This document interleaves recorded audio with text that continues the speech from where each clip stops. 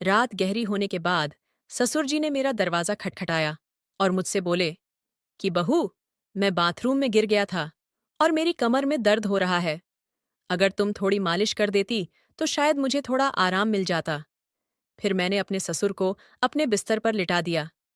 इसके बाद जो हुआ उसकी आप कल्पना भी नहीं कर सकते, क्योंकि इसके बाद मेरी जिंदगी पूरी तरह से बिखर गई थी।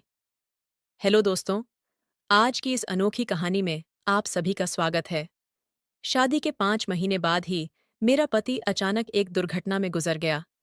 मेरे पिताजी ने बड़ी मुश्किल से मेरी शादी करवाई थी, लेकिन 5 महीने के अंदर ही मैं फिर से अपने मायके के दरवाजे पर आ गई थी। मेरे मायके में मेरी माँ नहीं थी, इसलिए मुझे बहुत डर लगता था कि अगर पिताजी कुछ कहेंगे तो मैं किसके आंचल में अपना मुंह छू पाऊंगी। वहां मेरी सौतेली माँ थी, इसलिए डर और भी ज्यादा था। फिर अचानक एक दिन मेरे ससुर हमारे घर आए और उन्होंने मेरे पिता से कहा कि वह मुझे फिर से अपने घर ले जाना चाहते हैं। मेरी सौतेली माँ ने तुरंत ही हाँ कह दिया, लेकिन मेरे पिताजी ने कहा, अब आपका बेटा नहीं रहा, तो आप मेरी बेटी को क्यों ले जाना चाहते हैं? इस पर मेरी सौतेली माँ ने पिताजी से बहस करना शुरू कर दी और कहा, इसमें इतना सोचने की क्या बात है? वह कह रहे हैं कि वह उसे ले जाना चाहते हैं, तो उन्हें ले जाने दो। उनके घर की बहू है, बेटी की मौत हो गई, तो क्या हुआ? वह अपने ससुराल जा सकती है। माँ की इस झगड़े के बाद पिताजी ने बिना कुछ पूछे कहा, अगर मेरी बेटी वहां खुश रहेगी तो एक पिता होने के नाते मुझे खुशी होगी। आप उसे ले जाइए। फिर मेरे ससुर ने मुझसे कहा, चलो कपड़े वगैरह लेकर आओ। मैंने अपनी सौतेली माँ के सभी अत्याचार सहते हुए अपने ससुर के घर जाने का फैसला किया। वहां पहुंचने के बाद मैं अपने कमरे में कपड़े बदल रही थी। तभी मेरे ससुर आए और बोले, बहू, एक कप चाय बना लाओ। मैंने जल्दी से रसोई में जाकर चाय बना ली। चाय पीते हुए उन्होंने कहा, तुम्हें पता है, इस घर में मैं बिल्कुल अकेला हूं। मेरा बेटा इकलौता संतान था और तुम्हारी सास भी गुजर गई है। इसीलिए मैं तुम्हें यहां लेकर आया हूं, ताकि मुझे लगे कि मैं यहां अकेला नहीं हूं।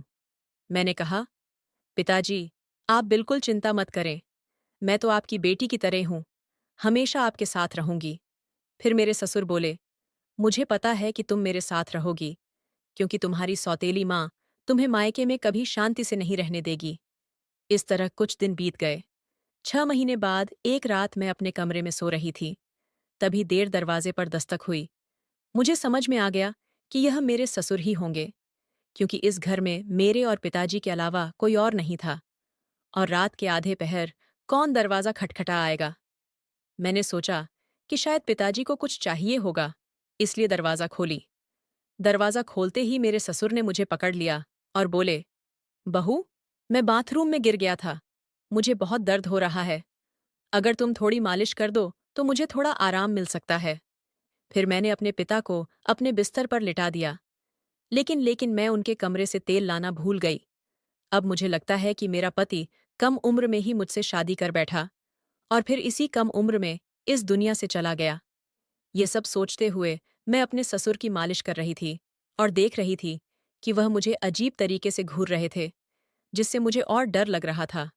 तभी मैं बोली, ससुर जी, क्या हुआ? आपको किस जगह पर ज्यादा चोट लगी है? क्या डॉक्टर को बुलाऊं इस पर? ससुर जी ने कहा, नहीं बहू, तुम बस मालिश कर दो, मुझे इससे ही आराम मिल रहा है। उनकी अजीब बातें सुनकर मुझे और असहज महसूस होने लगा। फिर मैं बोली, ससुर जी, आप यहीं लेट जाएं। कमर में दर्द लेकर आप अपने कमरे तक कैसे जाएंगे? मैं आपके कमरे में जाकर सो जाती हूँ। मेरी बात सुनकर मेरे ससुर बोले, बहू, इस हालत में तुम मुझे अकेला छोड़कर चली जाओगी। अगर रात में मुझे बाथरूम जाना पड़े तो मैं अकेले कैसे जाऊंगा? इससे बेहतर है कि तुम यहीं सो जाओ।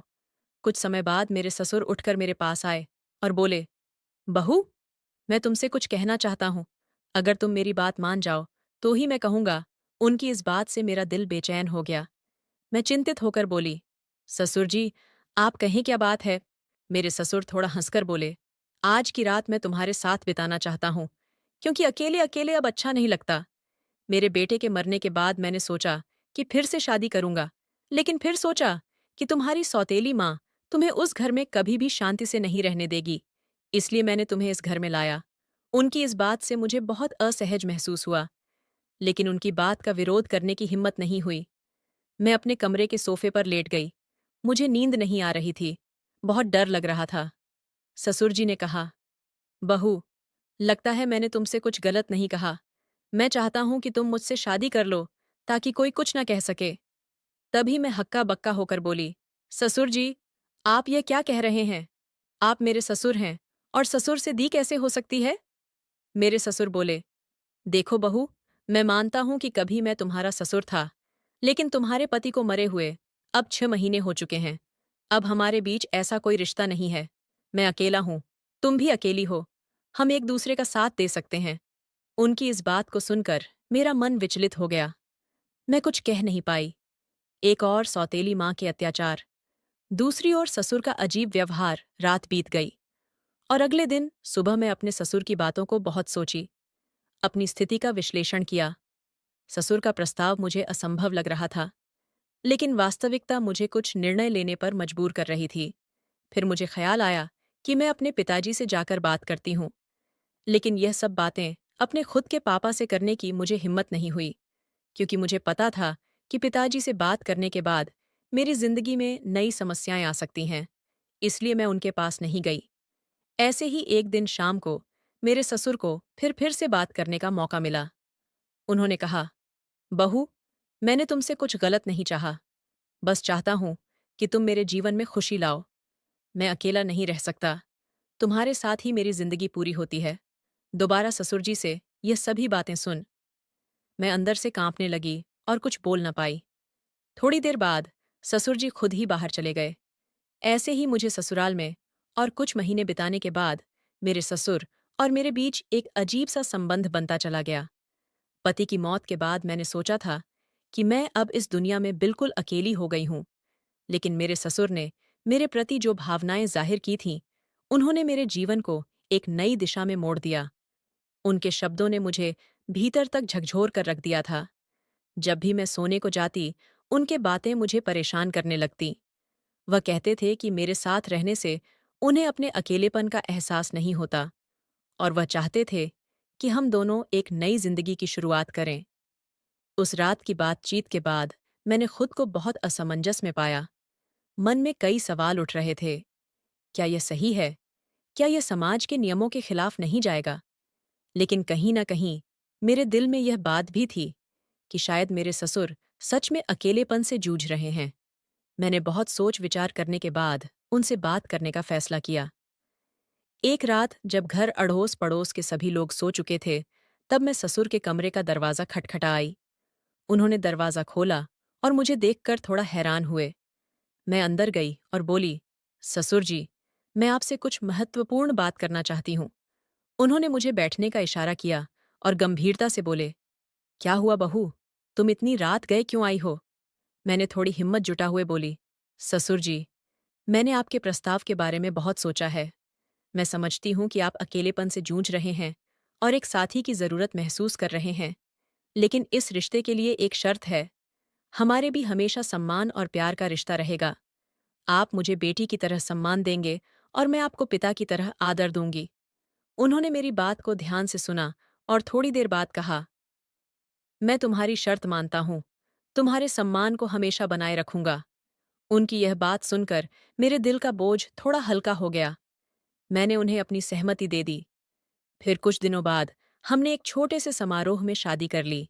यह शादी समाज की नज़र में असामान्य थी, लेकिन हमने अपनी स्थिति को स्वीकार कर लिया था। शादी के बाद के दिन मेरे लिए बेहद चुनौतीपूर्ण रहे। गांव में लोग बातें बनाने लगे, रिश्तेदारों ने हमसे दूरी बनानी शुरू कर दी, लेकिन हमने इन सब की परवाह किए बिना अपने जीवन को आगे बढ़ाने का फैसला किया। हमारे रिश्ते में धीरे धीरे प्यार और समझ बढ़ने लगी। ससुराल में पहले जहां मैं खुद को असहज महसूस करती थी, अब वही घर मुझे अपना लगने लगा था। ससुर ने मेरे लिए हर संभव प्रयास किया ताकि मैं खुश रह सकूं। उन्होंने मेरी हर छोटी बड़ी जरूरत का ध्यान रखा और हर ख्वाहिश पूरी की। वह हर दिन मेरे लिए कुछ न कुछ खास करने की कोशिश करते थे। कभी मेरे पसंदीदा खाने की चीजें लाते, तो कभी मेरे लिए नई साड़ियां खरीदते। धीरे धीरे मैं भी उनके प्रति एक अलग तरह का आदर महसूस करना शुरू कर दी थी। हम दोनों ने मिलकर एक नई जिंदगी की शुरुआत किया। ससुर अब मेरे जीवन का एक अभिन्न हिस्सा बन चुके थे। हमारे बीच का रिश्ता अब सिर्फ ससुर और बहू का नहीं रहा, बल्कि दोदी का एक मजबूत बंधन बन गया था। वह मुझे हर उस समय सहारा देते थे जब मुझे उनकी जरूरत होती थी। उन्होंने मुझे फिर से हंसना सिखाया, जीवन को नए नजरिए से देखना सिखाया। शादी के कुछ महीने बाद मैंने महसूस किया कि हमारे बीच का यह नया रिश्ता मुझे एक नई दिशा दे रहा है। हमने मिलकर कई मुश्किलों का सामना किया और हर बार एक दूसरे का साथ दिया। ससुर के साथ मेरे इस नए रिश्ते ने मुझे जीवन के कई नए पहलू दिखाए। उन्होंने मुझे यह एहसास दिलाया कि जीवन में अगर साथी सही हो, तो कोई भी मुश्किल इतनी बड़ी नहीं होती कि उसे पार ना किया जा सके। समाज की नज़र में हमने बहुत कुछ सहा, लेकिन हमने अपने फैसले पर कभी पछतावा नहीं किया। हमारे रिश्ते में धीरे धीरे एक नए तरह का प्यार और सम्मान उभरने लगा। उनके साथ बिताए हर पल ने मुझे कुछ नया सिखाया और मुझे एहसास हुआ कि कभी-कभी जीवन हमें ऐसे मोड़ पर ले आता है जहां हमें अपने फैसलों पर पुनर्विचार करना पड़ता है। आज मैं अपने ससुर के साथ एक नई जिंदगी जी रही हूँ। हमारे बीच का प्यार और सम्मान पहले से भी अधिक मजबूत हो गया है। वह मेरे जीवन के सबसे महत्वपूर्ण व्यक्ति बन चुके हैं।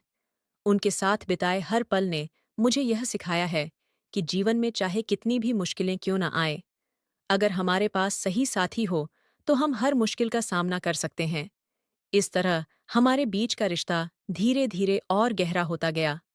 उनके साथ बिताए हर पल ने मुझे यह सिखाया कि जीवन को कैसे नए सिरे से जिया जाए। हमने मिलकर अपने जीवन की हर चुनौती का सामना किया और हर बार जीत हासिल की। अब हमारे बीच का यह नया रिश्ता मुझे एक नई जिंदगी के सपने दिखाने लगा है। तो